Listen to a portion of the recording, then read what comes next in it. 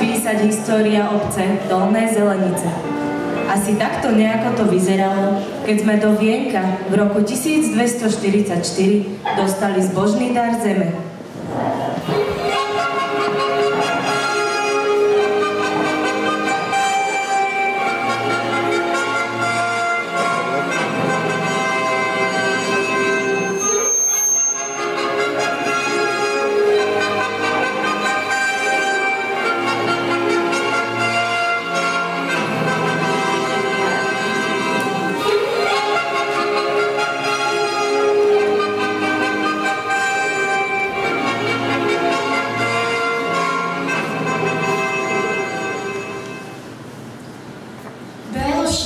Uhorský kráľ bratom nemeckého špitálnického domu Panny Márie dáva zeme Veľké Kostolany, Žokovce, patriace k Nitrianskému hradu a Dolné a Horné Zelenice, patriace k hradu Solgaďor.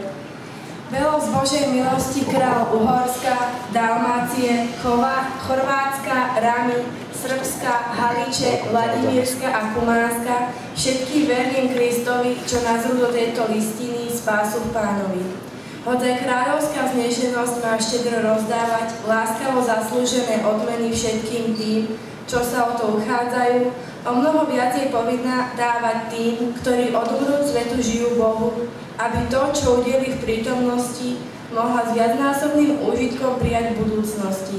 Teda vedení touto úvahou všetkým prítomným aj budúcim, chceme dať znením tejto listiny na známosť, že odporúčaným nám bratom z domu nemeckého hospitálu Panny Márie a ich domu, ktorých priateľstvo a oddanú službu preukázanú nám a kráľovskej korune sme mali v hlbokej vážnosti, dali sme ako trvalý zbožný dar zeme Kostolany a Žokovce, patriace k Nitrianskému hradu a zem Zelenice, patriacu k hradu Solgaďor, so všetkými ich príslušnosťami. Ľud tu zhromaždený alebo zhromaždiť sa majúci majú mať vo všetkom tie isté slobody, výsady, ktoré majú hostia domu chrámu Božieho templári a hospitála svätého Jána Jeruzalemského, usadený v našom kráľovstve.